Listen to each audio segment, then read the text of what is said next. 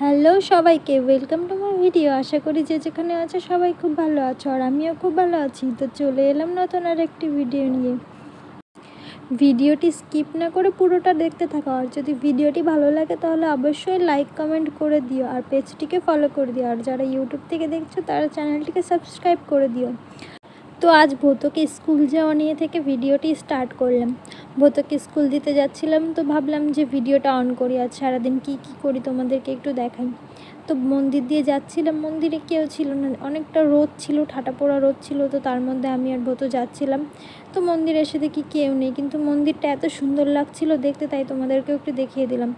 এদিকে ভৌত বলছে, মামি তুমি ছাতাটা ওদিকে ধরো না, তোমারও ছাওয়া লাগছে না, আমার ছাওয়া পড়ছে। তো এই বলতে বলতে ভৌত স্কুলে চলে এলাম। ভৌতকে স্কুলে রেখে তারপরে আমি আবার বাড়ির দিকে রওনা হলাম। বাড়ির দিকে রওনা হতেই তোমাদেরকে এই হাই স্কুলটাও দেখিয়ে দিলাম। তারপর বাড়ি এসে সবাইকে খেতে টেতে দিয়ে আমিও খেয়ে একটু রেস্ট করে আবার বিকালবেলা বেরিয়ে পড়লাম সাজানোর জন্য। আজকে আমার সাজানো ছিল, মানে পার্টি মেকআপ ছিল অনেকগুলো। তো মাসি আগেই চলে গেছিলো, এই জন্য আমাকে বলেছিল যে তুমি আমার সঙ্গেই চলো। তো আমি বললাম না মাসি, আমি এত আগে যাব না, তুমি চলে যাও, আমি পরে না হয় চলে যাব। তো আমি তো এটাই পরে যাওয়ারই করছিলাম। তো তার মধ্যে একাই যাচ্ছিলাম, তো তার মধ্যে আমার বর আমাকে বললো ঠিক আছে চলো, আমি ওইদিকেই যাচ্ছি, তোমাকে নামিয়ে দিয়ে চলে যাব। তো আমি বললাম ঠিক আছে, যাবে যখন তাহলে চলো। তো তারপর বাইকে উঠে একটু পোস্ট পাস দিচ্ছিলাম। ওয়েদারটা খুবই ভালো ছিল, মেঘলা মেঘলা, আমার তো বেশ ভালো লাগছিলো, আর আমার তো এই ওয়েদারটা খুবই ভালো লাগে, তাই একটু পোস্ট পাস দিচ্ছিলাম। তোমরাই দেখো চারপাশটা কি সুন্দর লাগছে দেখতে। তো পোস্ট পাস দিতে দিতে এরকম চারপাশটা সুন্দর দেখতে দেখতে পৌঁছে গেলাম ব্রাইডের বাড়িতে। আর এখানে এসে দেখি মাসি হলদি লুক প্রায় কমপ্লিট হয়ে গেছে, হেয়ার স্টাইলটা শুধু বাকি ছিল। তো তারপরে ব্রাইড এসে এখানে বাইরে ছবি তুলছিল। তো তারপর অনেকটা টাইম ছিল, আর এদিকে হচ্ছে মাসির রিলেটিভ বাড়ি ছিল। তো তারপরে মাসি বললো যে চলো তাহলে আমাদের এই রিলেটিভ বাড়িগুলো থেকে একটু ঘুরে আসি।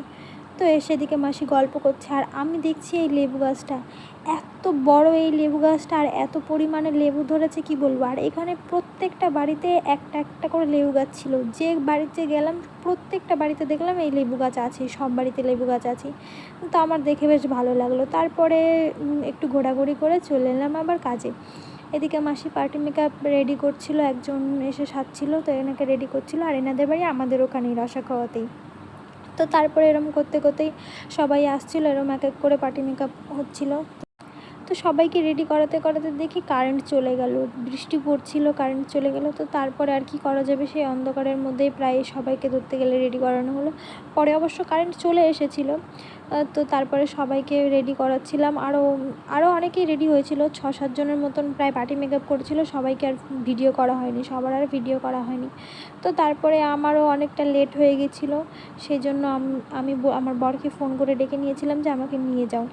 তো তারপরে অন্ধকারের মধ্যেই সেই বাইকে করে যাচ্ছি, রাস্তার মধ্যে কোনো লাইট ফাইট কিচ্ছু নেই, অন্ধকারে যাচ্ছি, কি অবস্থা, একদম ভয় ভয় লাগছিল। হঠাৎ করে দেখে বৃষ্টি নেমে গেল, আর কি বলবো, সেই বৃষ্টির মধ্যে ফাঁকা জায়গায় কোথাও দাঁড়ানোর জায়গা নেই।